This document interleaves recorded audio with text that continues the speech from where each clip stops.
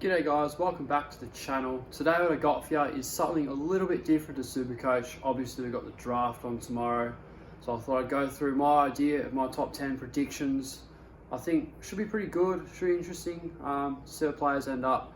My predictions could be completely wrong, but it's just what I personally reckon. And yeah, with no further ado, we get stuck straight into the video. Also, this is the first video I uploaded where you actually get to see my lid, so yeah. Hope you enjoy that one. With no further ado, we get stuck straight into the video. So pick number 1 for the Gold Coast Suns. Obviously, I've got Matthew Rowell for this position. If you don't know much about Rowell, check out my previous video. I'll put the link in the description. I did a bit of talking about him. He's got such a high ceiling. You can pretty much lock this one down. He will go to Gold Coast and he's going to play as soon as round 1. He's probably already packing his bags and up here at the moment as we speak. So yeah. I reckon he'll definitely be there, and so will his best mate in pick number 2, Noah Anderson, who also will go to the Gold Coast Suns. They combine really well together, they both rack it up.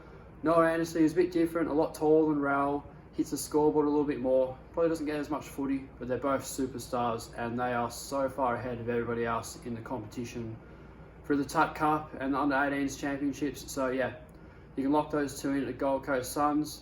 At pick number 3 for Melbourne, something a little bit different. Would think that Luke Jackson will go there, but I've actually gone and said Hayden Young for this one. Reason being is because obviously they've already got a ruckman. I know people will be like, John, what are you doing? You know, they're linked to Luke Jackson, he's a gun. That may be, but I think Gordon's still got a few years to go in him, and I think Melbourne have other problems, such as their disposal efficiency. They are terrible. Blokes like Oliver and Brayshaw, even Gorman, they get kicks, they just throw it on the boot. They're not very constructive this year. Something needs to change, and I think Hayden Young is their guy. He's definitely the best kick in the competition. No doubt about that. His elite performance is just staggering, and yeah, I think he will go to Melbourne. I could be completely wrong. He might end up going to Sydney or Freo, but look, we're just going to have to wait and see on this one. But yeah, I think Melbourne of all teams need someone like him at their club. At pick 4 for GWS, now I have Luke Jackson. So the Giants are the complete team. They've got Cameron Finlayson in the forward line. They've got Ward, Canelio, Kelly, Taranto, Hopper and Green run through their midfield along with Haynes and Davis and the defence, etc. They're a complete side, but they don't have a good ruckman. Mummy and Dawson Simpson get beaten every week by pretty much every ruckman. Just imagine if they had someone creative to hit it to their gun midfield. Who knows what they're capable of, but I think they should target him. I'm not quite sure.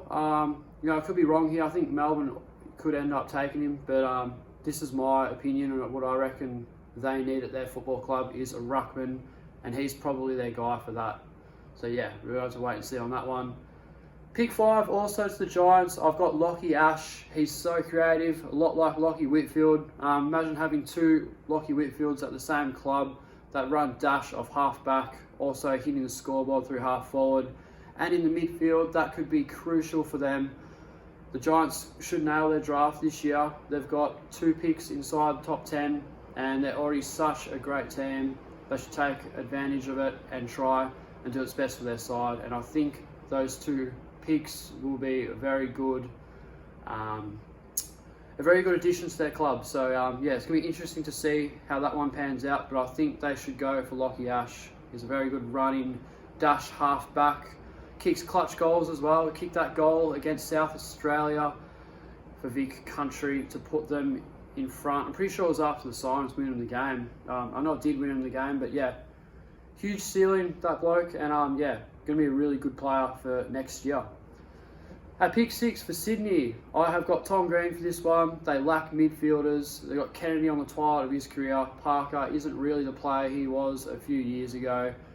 They've got McVay and Jack who have just retired. Heaney, I don't know what Longmire's doing, put him in the forward line. Supercoach players like myself will get frustrated at that, but I really do think they need a strong contested midfielder to get them going, and he's probably their guy. He wins a lot of it, very similar to Patrick Cripps, we all know.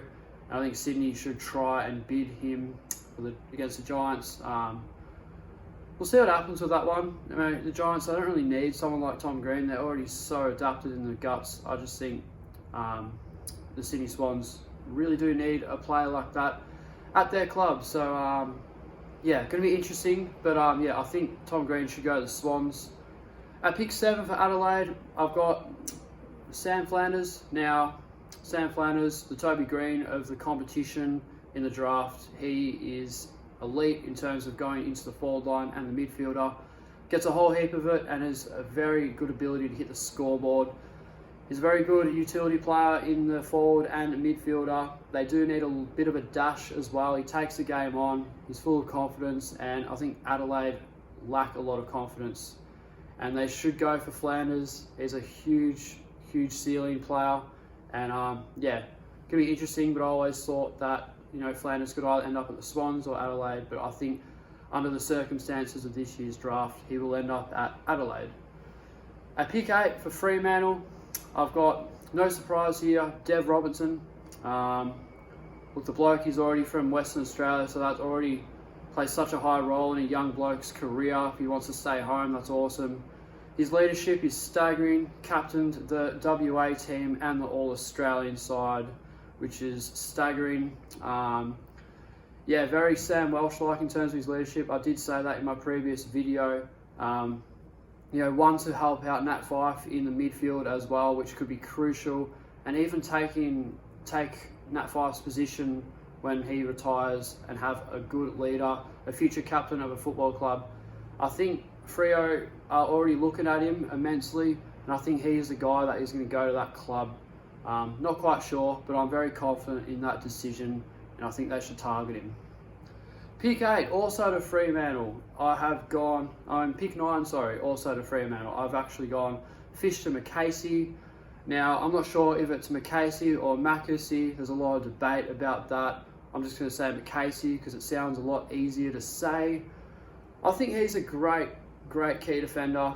Really good intercept marking, probably the best in the comp at the TAC Cup level, or the under-18s championships rather. He's got a high ceiling and really smart player.